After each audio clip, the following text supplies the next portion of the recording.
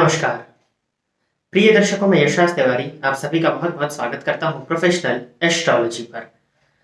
आज सप्ताह के मध्य आप लोगों के बीच उपस्थित होने का जो कारण है वो कुछ दूसरा है।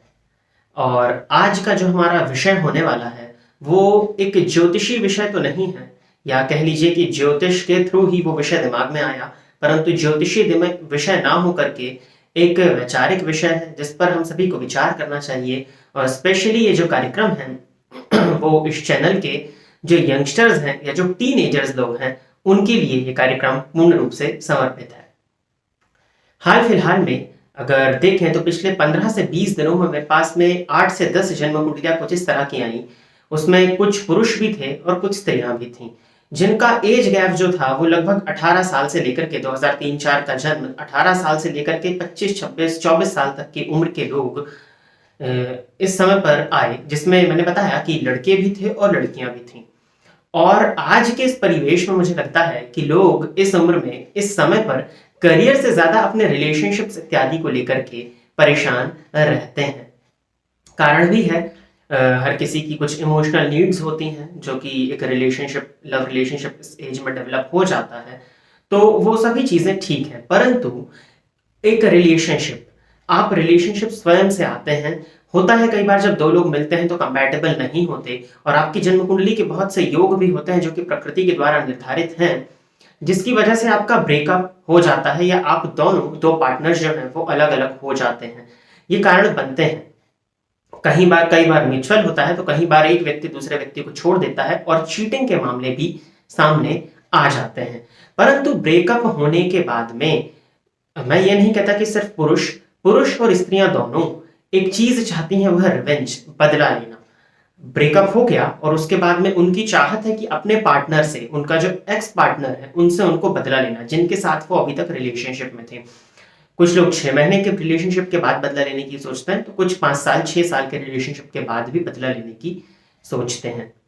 देखिए, मैं आप सभी को एक चीज बताना चाहता हूं कि बदला, रिवेंज, ये किसी समस्या का समाधान नहीं है। वर्तमान समय में जब आपका ब्रेकअप हुआ है तब आपके मन में एक आग लगी हुई है, आप इमोशंस में हो और आप सामने वाले को सफर होता हुआ देखना चाहते हो। इस समय पर आप चाहते हो कि मेरी वजह से, अभी 2-3 दिन पहले की ही बात है। अच्छा, एक बात मैं और आपको बता दूं, ज्योतिषी कार्यक्रम है क्योंकि, तो थोड़ा सा ज्योतिष के विषय में चर्चा हो जाए कि अभी ही इन 15-20 दिनों में ही क्यों ब्रेकअप की संभावनाएं बहुत ज्यादा देखने में और जनमानस के मन में बदला लेने की संभावनाएं बन रही हैं। उसका कारण है गोचर कुंडली की स्थिति को अगर आप देखें तो मेष राशि, जो कि मंगल की मूल त्रिकोण राशि है, वहां पर शुक्र, जो कि प्रेम का कारक है, जाकर के बैठा हुआ है और राहु के साथ में। तो शुक्र राहु की युति प्रेम संबंध में विच्छेद का कारण बना, और शुक्र राहु और मंगल का संबंध, इन तीनों का संबंध बन जाने की वजह से मेष राशि में बदले की भावना, मंगल क्योंकि बदला है, बदले की भावना जनमानस के मन में उत्पन्न हो रही है। स्पेशली मेरे पास तो वही केसेस आए जो कि रिलेशनशिप से संबंधित है, तो मैं वही बताना चाहूंगा। कई जगह हो सकता है बदला ठीक हो, परंतु इस केस में अगर देखा जाए, जो रिलेशनशिप का केस है, आप अभी हर्ट हैं। हो सकता है आपको लगे वर्तमान समय में कि इस पर्टिकुलर पर्सन की वजह से मुझे परेशानी हुई। एक व्यक्ति ने जो हमें बताया कि कहा कि मेरे पार्टनर की मेरे पास में 4-5 चीजें हैं। ऑब्वियस सी बात, आप रिलेशनशिप में थे तो बहुत सी पर्सनल चीजें आप लोग एक दूसरे से शेयर करते हैं। ऐसी चीजें हैं जिसको कि मैं लोगों को बता दूं, उसके पेरेंट्स को बता दूं, तो जिससे बदला मेरा पूरा होगा, मुझे रिवेंज मिलेगा, मेरे मन को शांति मिलेगी और समाज में वो व्यक्ति अपमानित होगा, कलंकित होगा। ऐसा लोगों के मन की चाहतें होती हैं ब्रेकअप के बाद में। देखिए, वर्तमान समय में जब ये स्थिति घटित हुई है तो आपके मन में आग लगी हुई है और आपको तब लगता है कि मैं इस व्यक्ति को परेशान करूं तो आपके साथ तुरंत में एक जस्टिस हो जाएगा।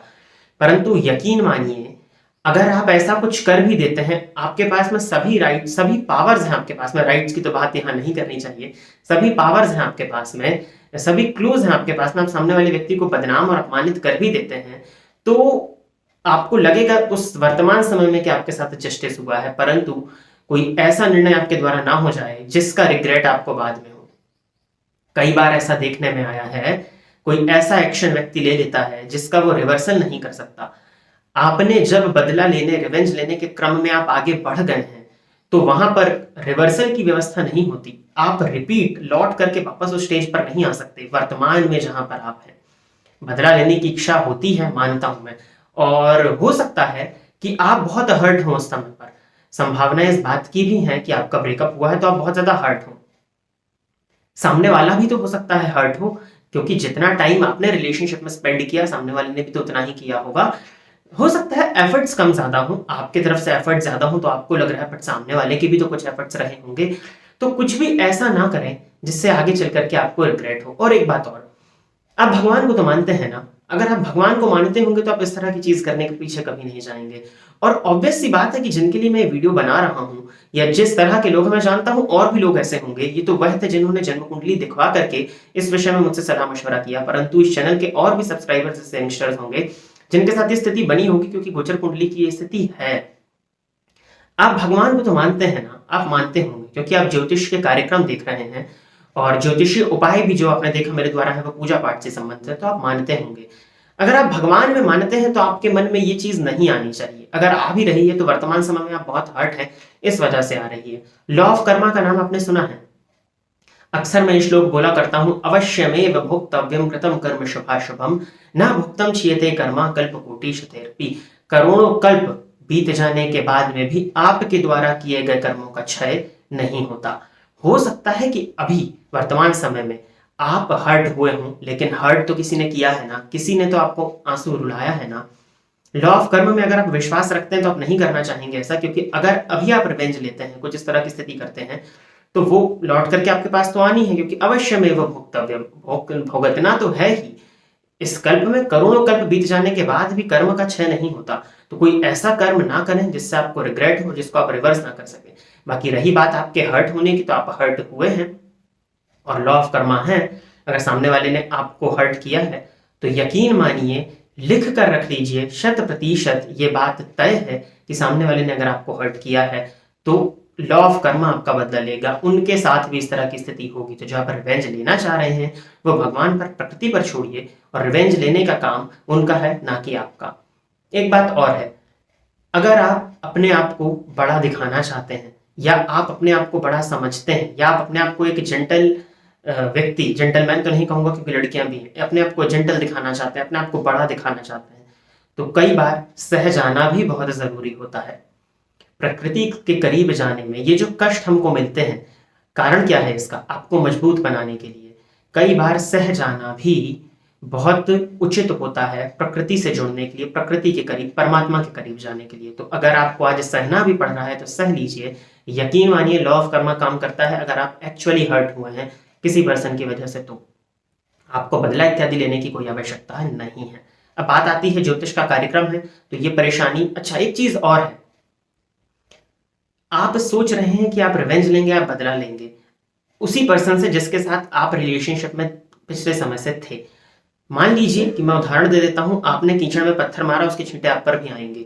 तो अगर आप कुछ रिवेंज या बदला लेने का सोचते भी हैं तो बदनामी आपकी भी होगी। और दूसरी चीज ये भी है कि किसी पर्सन को पहले आपने पाने में समय स्पेंड किया, उसके साथ रिलेशनशिप में समय खराब किया, अब जब ब्रेकअप हो चुका है तो अब उसको परेशान करने में अपना समय खराब कर रहे हैं। समय बहुत कीमती है, इसको दूसरे कार्यों में लगाइए और इन सब चीजों के विषय में ना सोचिए, भगवान से जुड़ करके रहिए। अब बात आती है, अगर आपके मन को शांत कर दिया जाए तो ये सब थॉट्स आपके मन से चले जाएंगे।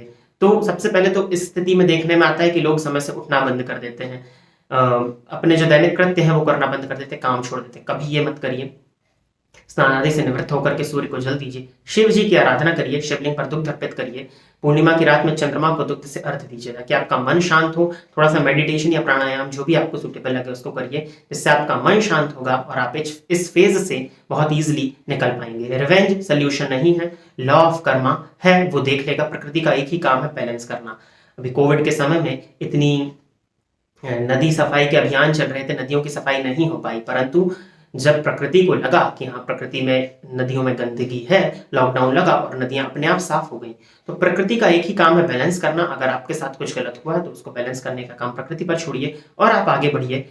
रिवेंज लेना, बदला लेना किसी भी बात का सोल्यूशन नहीं है। आशा करता हूं कि ये बात आप सभी लोगों ने, जिन्होंने जन्म कुंडली का अध्ययन कराया वो, और जो नहीं करा पाए हैं, जिनके साथ में स्थिति हो रही है या आगे होगी, तो उनके लिए वीडियो काम आएगा। आज के लिए बस इतना ही रखते हैं। पुनः आप सभी के सम्मुख में उपस्थित रहूंगा, तब तक के लिए इजाजत दीजिए।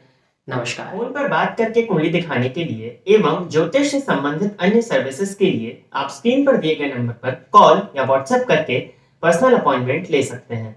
अब आप YouTube के साथ साथ Facebook और Instagram पर भी मेरे अकाउंट को फॉलो कर सकते हैं, जहां पर आपको ज्योतिष से संबंधित जानकारी मिलती रहेगी।